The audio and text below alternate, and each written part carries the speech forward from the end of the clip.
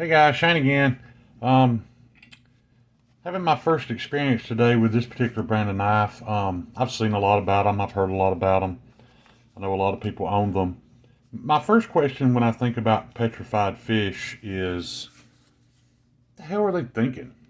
I mean, I understand there's a language barrier. This is a Chinese company, but um, even if these were the best knives ever made, I'll never quite understand the branding petrified fish.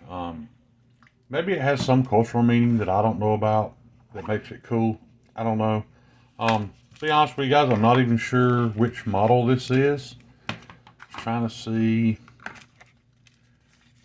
I don't see any. It did come with some spare hardware, but I do not, and a cleaning cloth.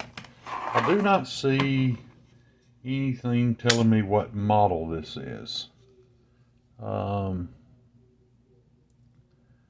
will certainly put that in the description of the video.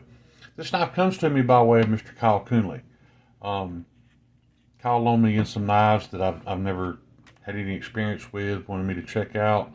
Give me some stuff to make some content on and give my opinion on them. So here we go. Like I said, I apologize. I can't tell you the exact name of this. I'll put it in the description though. So we have a petrified fish. This is a very, it's a good size knife, guys. This is at least what I would consider a large pocket knife, for sure. You know, I get a full four finger grip on it. It's got a in all honesty, fairly ergonomic G10 handles. I can feel the clip. I don't know that I would call it uncomfortable yet, just because I haven't used it extensively.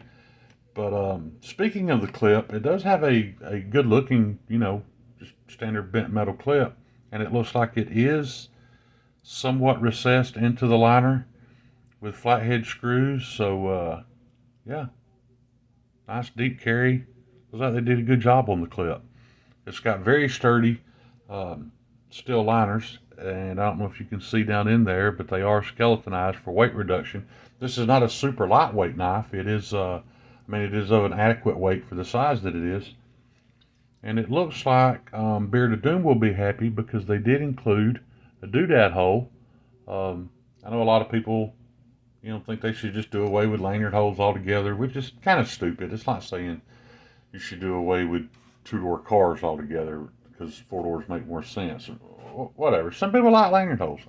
I like a lanyard on some knives, especially a smaller knife helps me get it out of the pocket. But yeah, this thing's got let's see if we can find a blade still on here. I'm kind of stumbling through this with you guys. This is a completely organic experience because I have zero information about this thing. I do not see the blade steel. I'll put that in the description as well once I find out. It's kind of odd that there was no, typically from your Chinese makers you at least get a little sticker on the box telling you the model number and blade steel. I don't know what that, anyway. So yeah, the back of the blade's got some very useful jimping. This is very fine filework jimping. It definitely does work. It's not just there for looks. It certainly grabs the thumb.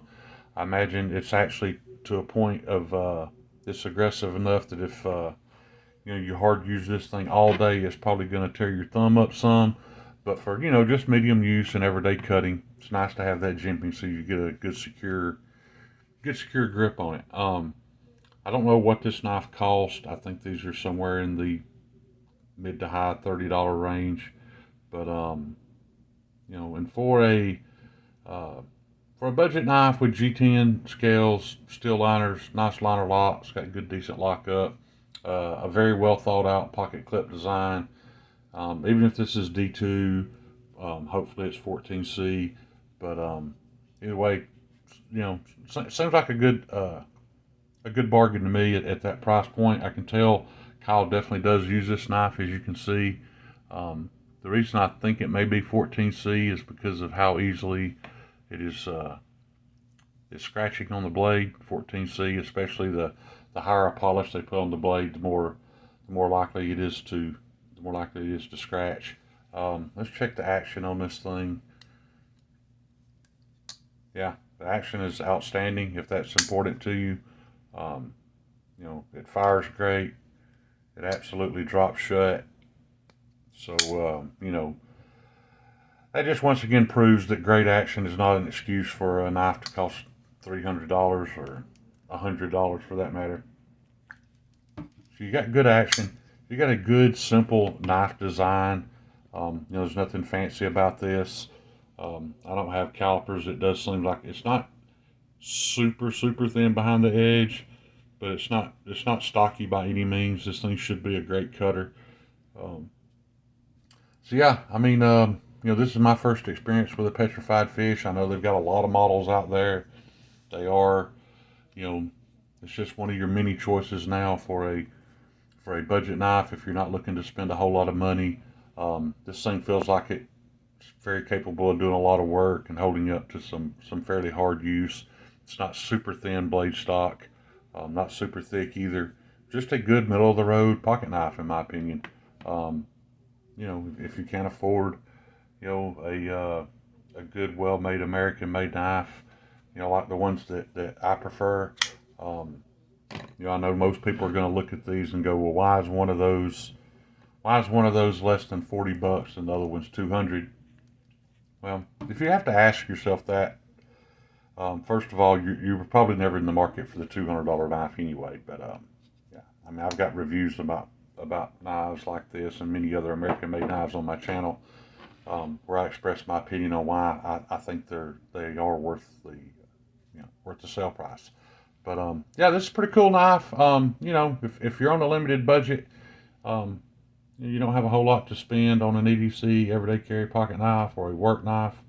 I do believe, you know, if this one tickles your fancy, that this very well could be a good option. It seems well made, as most Chinese budget knives now are.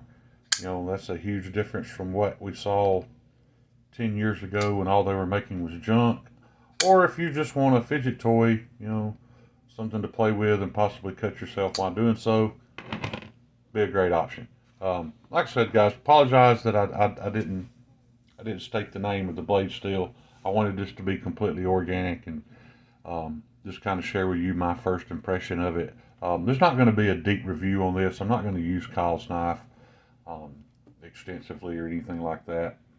I just wanted to check it out. So, and once again, guys, keep in mind this is property of Kyle Coonley. Kyle Coonley is the owner-operator at Cleaning Work Sharpening. He's a professional knife sharpener. So if you have any knife sharpening needs, have something that you want a professional edge put on, contact Kyle. I will put his link in the description for his Instagram, where you can contact him about sharpening. So yeah, that's all I got for you guys today. Y'all know I appreciate the amount of time you spend with me. Peace. Love you guys.